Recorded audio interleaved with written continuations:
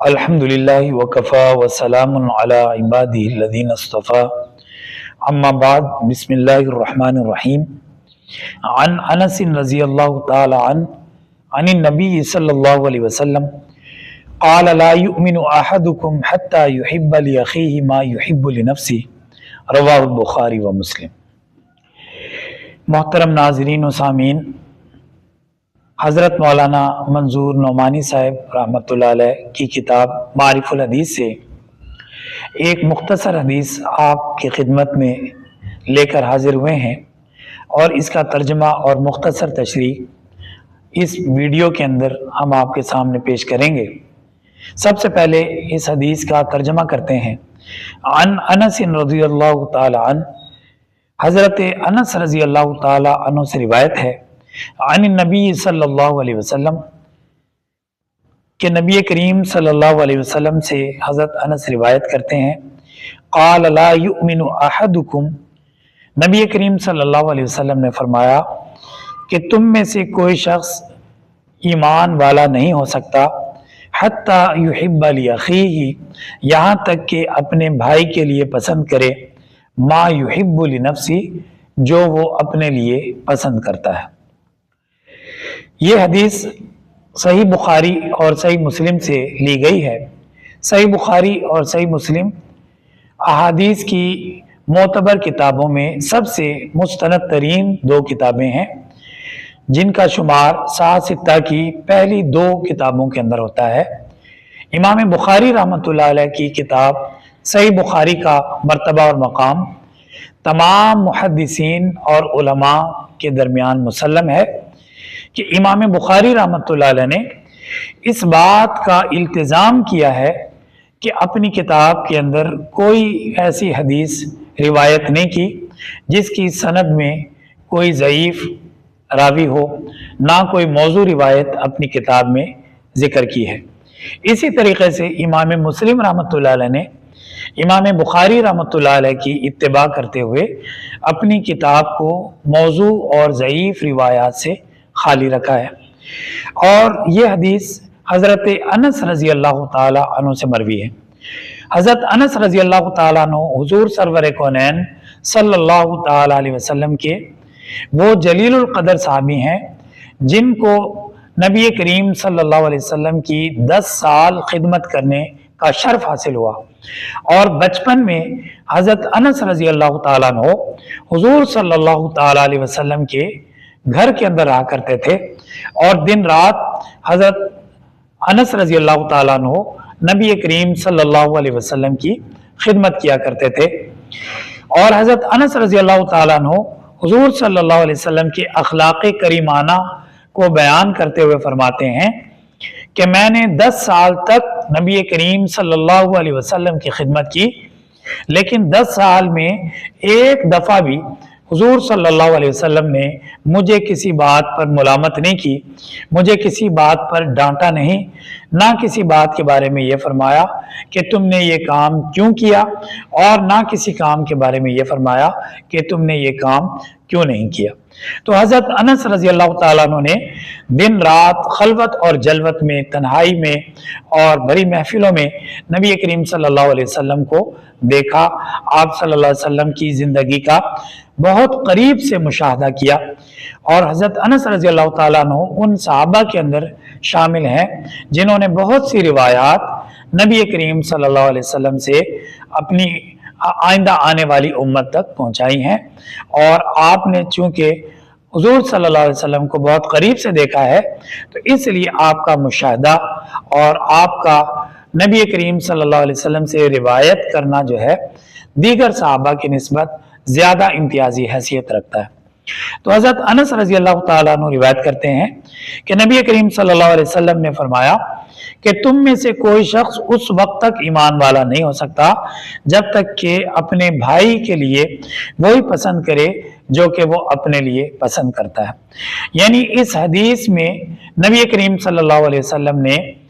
مسلمانوں کو اخلاق کریمانہ کی ایک تعلیم دی ہے کہ مسلمان صرف وہی نہیں جو کلمہ پڑھے۔ مسلمان صرف وہی نہیں جو نماز اور روزے میں مصروف ہو، بلکہ مسلمان وہ ہے جو اللہ کی عبادت کے ساتھ ساتھ مخلوق کے حقوق بھی صحیح طریقے سے ادا کرے، اور ایمان کا تعلق صرف عقائد کے ساتھ ہی محدود کر دینا کہ کوئی یہ سمجھے کہ بس چند عقائد کو اپنے دل میں سمو لیا اور چند عقائد کو مان لیا کہ اللہ کو معبود سمجھ لیا اور محمد رسول اللہ صلی اللہ علیہ وسلم کو اللہ کا نبی مان لیا، قرآن کریم کو اللہ کی کتاب مان لیا، اور اس کے علاوہ جو اسلامی عقائد ہیں ان عقائد کو ماننے کے بعد بس چند عبادات کر لی تو وہ کامل مومن ہو گیا۔ ایسا ہرگز نہیں ہے۔ قرآن و حدیث کا اور نبی کریم صلی اللہ علیہ وسلم کی سیرت طیبہ کا گہری نظر سے مطالعہ کرنے والے اس بات کو بخوبی جانتے ہیں کہ ایمان کا تعلق صرف عقائد سے نہیں ہے، یا ایمان کا تعلق صرف عبادات سے نہیں ہے، اور اسلام جو ہے وہ صرف چند عبادات کے مجموعے کا نام نہیں ہے، بلکہ اسلام نام ہے عقائد کا، عبادات کا، معاملات کا، معاشرت کا اور اخلاقیات کا۔ یعنی یہ 5 چیزیں مل کر جو ہے اسلام کا ڈھانچہ بناتی ہیں۔ اسلام کی عمارت ان 5 چیزوں کے اوپر کھڑی ہے۔ تو اگر کوئی شخص صرف عقائد کو پکڑ لے، بقیہ 4 چیزوں کو چھوڑ دے، تو وہ کامل ایمان والا نہیں۔ اسی طرح کوئی شخص جو ہے صرف عقائد اور عبادات کو لے لے، بقیہ 3 چیزوں کو چھوڑ دے، اب بھی اس کے ایمان میں کمی ہے، کیونکہ عبادات کے بعد معاملات بھی ضروری ہیں، اور معاملات کے بعد معاشرت بھی ضروری ہے۔ معاشرت کا معنی لوگوں کے ساتھ کیسے رہنا ہے، لوگوں کے ساتھ کیا سلوک کرنا ہے۔ تو اس حدیث کے اندر نبی کریم صلی اللہ علیہ وسلم نے معاشرت کی تعلیم دی ہے کہ ہم معاشرے کے اندر لوگوں کے ساتھ مل جل کر کیسے رہیں۔ تو اس میں اس بات کی نبی پاک صلی اللہ علیہ وسلم نے وصیت فرمائی ہے کہ مومن وہ ہے جو صرف اپنی ذات کے لیے نہ سوچے، بلکہ پوری سوسائٹی کے لیے، پورے معاشرے کے لیے اس کی فکر ہو، اور پورے معاشرے کا وہ خیر خواہ ہو۔ یعنی مومن صرف مسجد میں بیٹھ کر ذکر کرنے والے یا تسبیح پھیرنے والے کا نام نہیں ہے، بلکہ مومن وہ ہے جو اللہ رب العزت کی بندگی کرنے کے ساتھ ساتھ پورے معاشرے کی فکر کرنے والا ہو، اور پورے معاشرے کی فلاح و بہبود کا خیال ہر وقت اس کے ذہن میں سمایا رہتا ہو، کہ ہر وقت وہ یہ سوچے کہ میں اپنی سوسائٹی کے لیے، اپنے معاشرے کے لیے، اپنے محلے داروں کی بھلائی کے لیے کیا کر سکتا ہوں، اور جتنا وہ بہتر ان کے لیے کر سکتا ہے اتنا کرنا اس کے لیے ضروری ہے۔ یعنی اگر ایک شخص جو ہے وہ کوئی بھلائی کا کام کرنے پر قادر ہے، لیکن وہ صرف اس لیے نہیں کرتا کہ مجھے کیا ضرورت ہے کہ میں کسی کی خیر خواہی کروں، تو گویا کہ اس کے ایمان میں یہ واضح طور پر کمی ہے، کیونکہ ایک جگہ پر نبی پاک صلی اللہ علیہ وسلم نے فرمایا الدین النصیحہ، کہ دین سراپا نصیحت کا نام ہے، یعنی خیر خواہی کا نام ہے۔ صحابہ کرام نے عرض کیا کہ خیر خواہی سے کیا مراد ہے؟ تو نبی کریم صلی اللہ علیہ وسلم نے فرمایا کہ خیر خواہی سے مراد یہ ہے کہ اللہ کے لیے خیر خواہی ہو، اللہ کے رسول کے لیے خیر خواہی ہو، اور عام ایمان والوں کے لیے خیر خواہی ہو۔ یعنی جو شخص مسلمان ہے وہ خود غرضی والی زندگی ہرگز نہیں گزار سکتا، اور نامسلمان کے لیے یہ جائز ہے کہ وہ خود غرضانہ زندگی بسر کرے۔ وہ یہ سوچے کہ مجھے صرف اپنی زندگی سے مطلب ہے، مجھے صرف اپنے روزگار سے مطلب ہے، مجھے صرف اپنی تجارت سے مطلب ہے، مجھے صرف اپنے کھانے پینے سے مطلب ہے۔